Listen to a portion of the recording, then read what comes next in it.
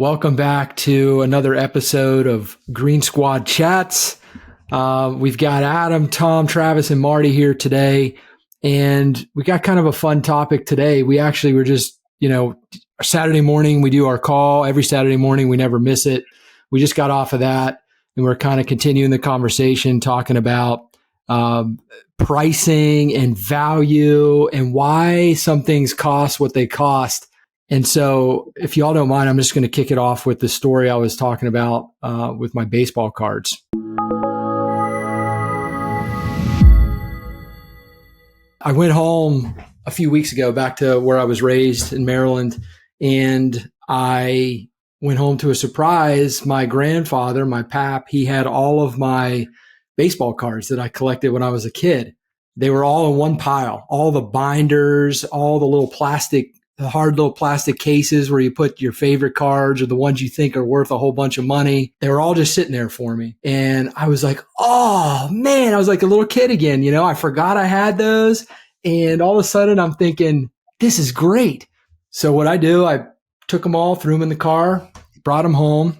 Fast forward to a couple days ago. I'm looking at all these baseball cards. There's got to be over 1,000. And they're in binders and boxes and everything. And they're just sitting now in my living room.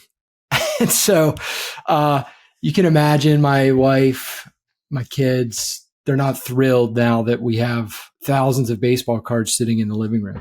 But I'm like, there's something in me, right? I didn't even remember them for years. I mean, I'm 42. I moved out when I was 18 and went to college, right? So it's been that long. I'm not going to do the public math here. It's 24 years. It's 24 years. And forgot about them, but now they're sitting in my living room, and all of a sudden I can't get rid of them. Julie's like, my wife's like, what are you going to do with those? And I'm like, well, I'm going to organize them. I'm going to sell them. There's a market for this. She's like, you're not going to do that. They're worthless. I'm like, they're not worthless. She's like, they're worthless if you're not going to do anything with them, if you're not going to sell them, and you're not. And so I think that got us to talking about pricing and how you value things. And there is, and I think, Tom, you were saying there is still a market. There is a market. Yeah. There's a tremendous resale market for these. There's a local business here in San Diego. I take my kids for batting lessons, baseball batting lessons, hitting lessons. And the proprietor there, the owner, has a whole business around buying and selling baseball cards. And it's phenomenal. It's quite staggering what some people will pay for some of these rare cards or for Hall of Famers across all sports. It's wild. Tons of money. I think value is such a fascinating concept. I mean, it's a piece of cardboard that's got some fancy printed graphic on it of a human being who plays a sport. And I think, Tom, you were saying there's some of these sell in the tens of thousands of dollars. Yeah, the owner was telling me a story where somebody called him. They had a rare card. I couldn't tell you who it was, what the sport was. Doesn't matter. The transaction was a $30,000 or $40,000 transaction that he bought this card, this small piece of cardboard, like you said, Adam. That's got what's the cost of manufacture for that card? A couple of pennies, right? Because it's probably mass produced, and this guy bought it for $30,000-$40,000. And then he's going to turn around and sell it. So his estimate of the value, or someone else's opinion of the value, is that it's quite a bit higher because there's obviously a profit margin that's baked into that.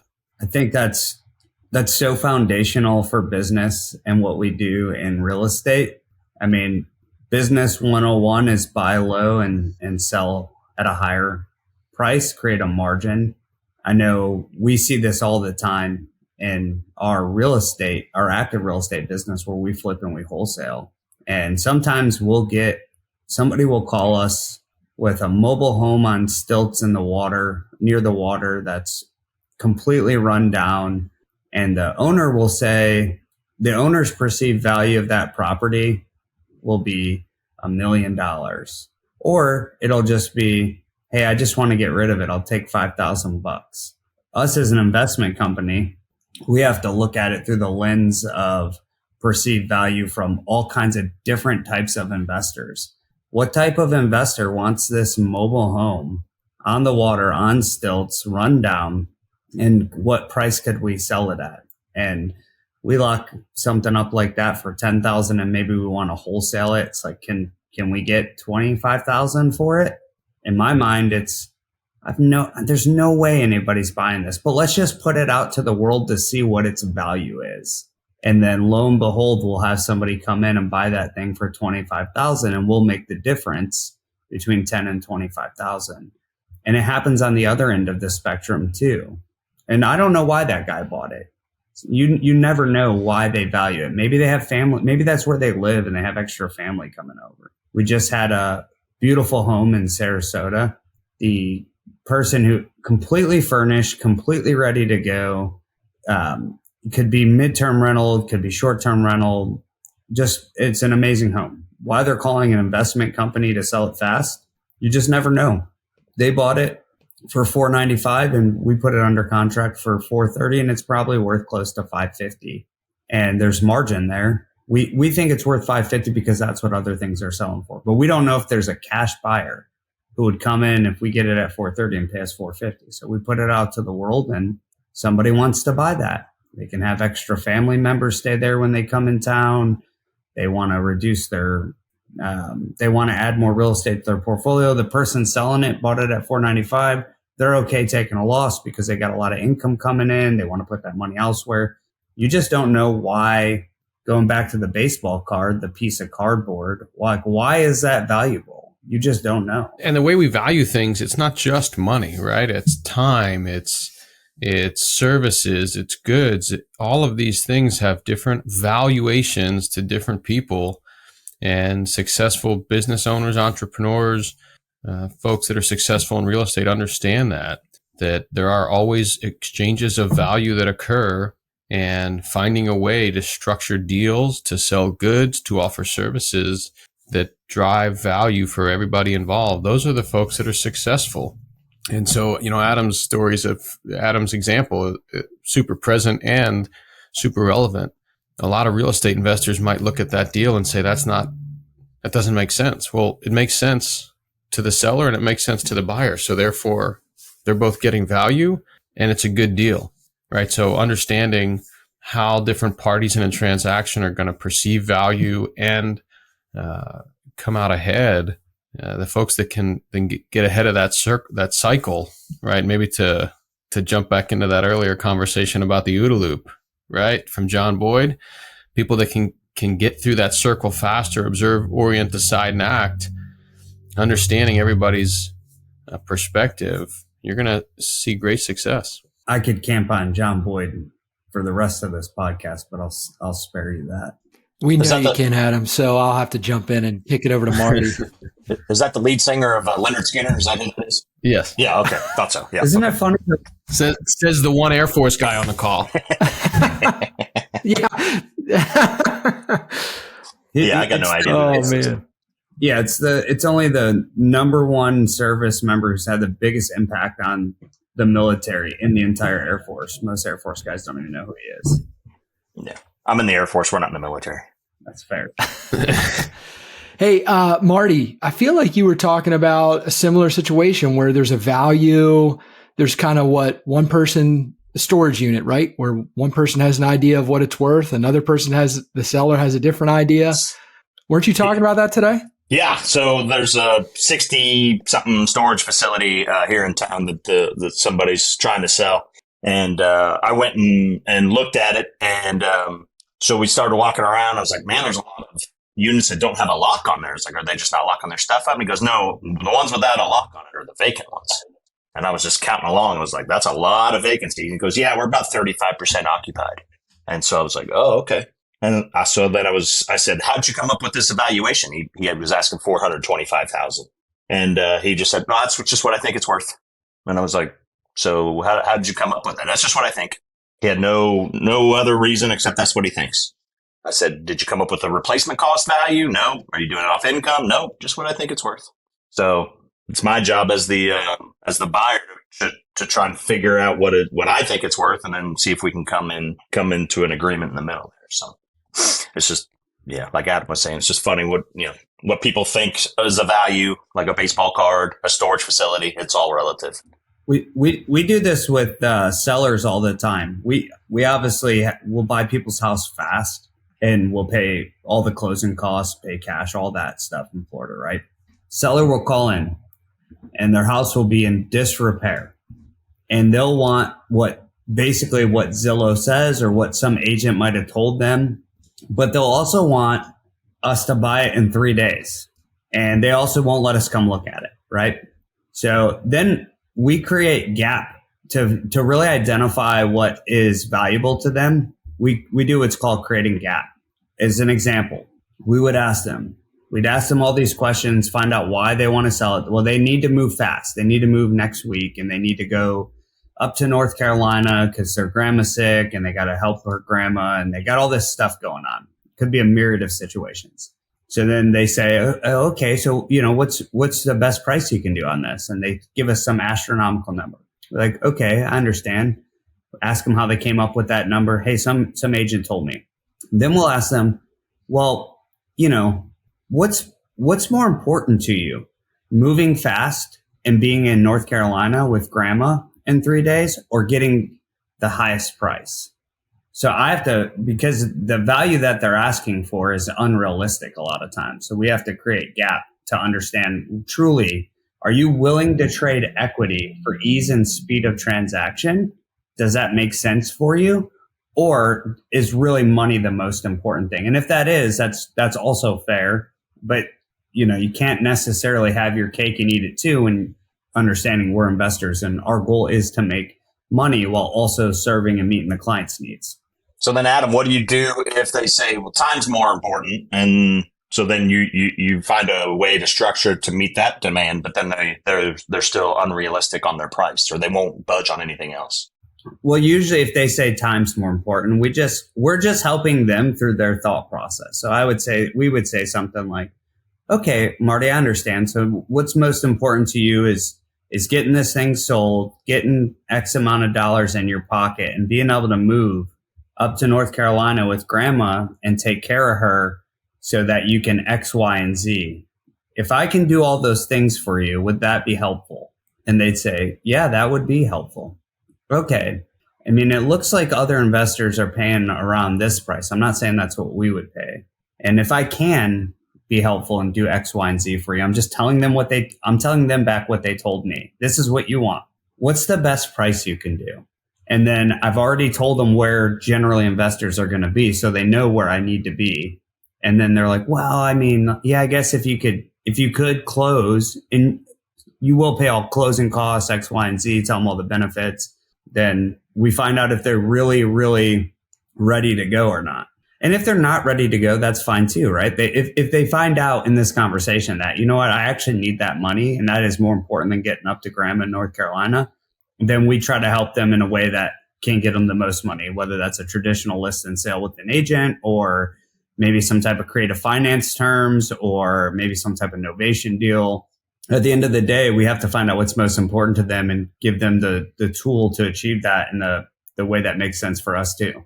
That's the hardest part for me, especially as you go into these small commercial properties with that are typically owned by older individuals, is that they get very set in their ways, and then you try to find ways to meet their biggest need, and then they still don't want to do what you're asking or what you're offering, and are just very unreasonable. That's probably the biggest struggle that I have with that kind of stuff. Well, Martin, what I would just say is I don't tell them.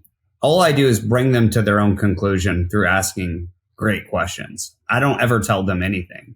I'm not telling them you should sell it to me at a discount because it's logically it makes sense because you need to sell it in 3 days and nobody else is going to buy it in 3 days at the price you're asking. I never say that. All I do is ask them questions until they come to the conclusion. And if they don't come to that conclusion, then clearly the problem you think you're solving is not the problem that they need solved. The problem that they need solved is money. So you're using the wrong tool. Right? If everything looks like a nail, you're using a hammer every time. We call it the cash hammer, right? The cash hammer may not be the best tool for that particular seller or that particular investment opportunity, because you can find value in multiple ways in real estate, as we all know. Yeah, it's not just money. What I'm pulling out of this is value doesn't equal dollars all the time. That's only part of the equation. And I think a lot of folks get stuck on dollars and cents equals value. And that's not true. You just, in this group, multiple people have just illustrated the point. There's other problems that people want solved besides money that are extremely valuable. I mean, as an investor myself, considering getting rid of some of my rental properties, I don't know if it was about a month ago. I was like, Adam, maybe I'll just give you those properties to wholesale and get rid of them. And you're like, hey, put those on the market. If you're going to sell those, put them on the market, man. You know, but the thing in my mind that was kind of initially driving that was I'm willing to take a cut off of what I think maybe the market value is price wise, dollar wise. I'm willing to take less dollars for, I'm sick of these headaches. Just take them. And that's worth an amount of money off of the dollar price. There's value there that I'm willing to sacrifice on dollars because of that. So, in like the baseball cards, like, you know, what do I really want? Well, I want happy, calm family, probably clean up, get rid of the cards, maybe get a little bit of dollars from it because I do know that there's some value there. But at the same time, am I going to go through thousands of cards, every one, and value every one in dollars and cents and then ask for that exact amount of money? No, I couldn't even. I hired my son to look through and just pull out all the Hall of Fame cards. He made it a couple days and was like, you can't pay me enough to do this, Dad. So right there's an example of it's not all about the dollars. Like, you can't pay me enough to do this, Dad. It's tedious and that's not enough money. And so then I'm thinking, well, do I offer him more? Or, you know, maybe I pivot here and we think about a different method. Maybe there's a wholesale solution for this, tying it all together. Maybe there's a wholesale solution. I'll get you in touch with the guy I know out here. Maybe he'll buy them all from you. I struggle with that same sort of thing. Like, I'll go down the Walmart clearance aisle and I'll be like, I could buy this for $8 and sell it for $13. And it's just, you know, I want to buy it so I can list it on Facebook and sell it. And my wife's just like, you're never going to do that. It's just going to sit there and then you're going to throw it away eventually. But, you know, it's hard for me to shut my brain off on that. I mean, perceived value works in purchases too, right? Like, I mean, think about the amount of Amazon things that show up at your door, or, you know, when my wife goes to Target and went for one thing and comes back with 62 things out of the Target dollar spot because they were on sale. It's like a total marketing thing. They mark stuff up and then bring it 50% down, and you see it and you go, well, it's on sale. Do I need it? No, but I'm going to buy it because it's on sale. Like, how many times do we see that? Travis, I was curious to know if you see this in the vending machine business. I know, speaking of kids, right, our kids and my son, and, you know, trying to hire my son to do the baseball card thing, but I know your son has some vending machines. Like, do you see this ever, like, where you're pricing stuff in the vending machine? You're like, what? Like, it's amazing that people will pay this much for, you know, a certain item. Or I'm just curious if you ever see that. Everything that we have is usually 2.5 to 3 times what we pay for it. And that's like, for example, on base, a Snickers is $2 and we sell it for $1.25, and it's still 2.5 times what we pay for it. We buy a Snickers for 40 cents. We sell it for $1.25. Prime, I can get Prime, which is every kid's like, you're not cool unless you have a Prime in your hand. And, you know, I get it for like $1.80 a drink and sell it for $3.75. There's, when you talked about value earlier, Brandon, having the vending machine there and having the vending machine at the locations that my son has them in, it's convenience, it's ease, it's satisfying a need, right? That's all value. And either from the parent standpoint of getting the kid off their back of like, Mom, I'm hungry, or I want this, you know, value in having that machine there of satisfying that need. The opportunity cost of like, hey, I can get it cheaper, but I can get it now. That's value. So there's lots of that in the vending world. Another just great example of value, and we value a thing, a widget, a cup, right? This cup has a value in your mind, the price of this cup. Look at the pricing of water based on where you're at, your circumstance. Go to a baseball game, you go to a little stand, you're talking 50 cents for a bottle of water. That same bottle of water in an airport, $6. The only thing that changed is where you're at in the environment that you're in. the value of that thing didn't change at all. It's the circumstance and the environment that you're in. You're in an airport, you had to dump your water out, you're thirsty, you don't really have any other options, so you buy the thing. You go to a gas station right off of the highway, things are a little more marked up. Gas is more marked up. Going inside and buying that water is probably $3. So there's so many things that come with value. It's rarely just the thing. It's rarely just the thing. We've got a property that we've had listed for a while, my real estate partner and I, over a year now. And the agent we're working with has tried to get us to drop the price, and we've been very, very hesitant to do so. We've been opposed to it. And the reason is, for us, the value of the property is going to come with a certain sale price when we realize the equity that we've built. We do not desperately need the equity today. If we did, maybe we'd consider a price cut. We don't need it. The property's cash flowing, it's successful, and it works as is. When the market conditions support us getting the desired exit, that price, the purchase price that we want, we'll sell, right? The right buyer will come along, and we're willing to wait.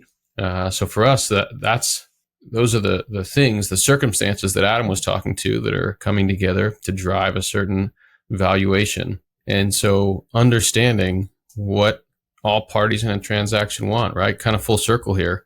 That's really what drives value of anything, of any good or service or property.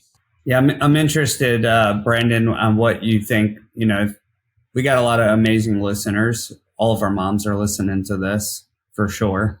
Shout out, Mom. What is what's the big takeaway on value for our listeners? Oh man, this is great. So, well, we've hit on it in the last, 20, 30 minutes or so. We've hit on it here and there, but value is an individual thing, I think, right? It's very personal, and our emotions get involved. Our beliefs get involved. The vision we have in our minds of what this thing is worth, what it should or shouldn't be. And the reality is, not everybody shares that unique vision that you have, that belief that you have about the value of this thing or that. And so if you're actually in the marketplace and you're trying to transact and you're trying to sell something or you're trying to buy something, I think you have to recognize that you may have a different idea in your mind of what something's worth versus what somebody else has. And first step is recognizing that. Then the second step is understanding, right? What is the most valuable thing to you? What truly, as the seller, what truly do you want to get out of the transaction in order to lower your price or meet the buyer's expectations? And as the buyer, what is it worth to you? Like, what are the intrinsic things about the transaction that you really are willing to pay for beyond whatever the sticker price is? So understanding that your perspective is different than everybody else's, and then understanding what's truly important to you.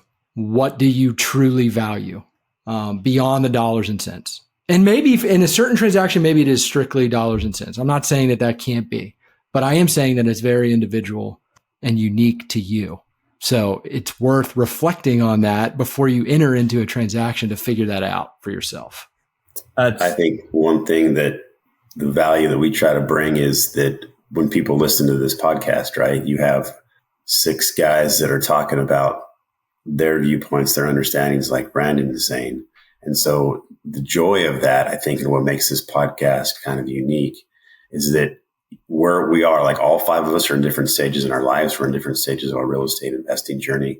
We see our experiences, our location, our demographic, and that allows, opinions and thoughts to be generated. And so when people are in different stages of their life, who's the youngest guy here? Adam, I think you're the youngest guy here. I'm the oldest guy here, and so we're able to see what stages in life, kids, ages, activities, like those are all the things that we provide our listeners. And for those that enjoy that, keep coming back, of course, but it'll let you get 5 viewpoints of one thing. And when we talk about detachment and analyzing things, like, man, that's that's 10 sets of eyes that get to look at one project, one problem, one project, one, subject, and that it can help somebody make a decision for them.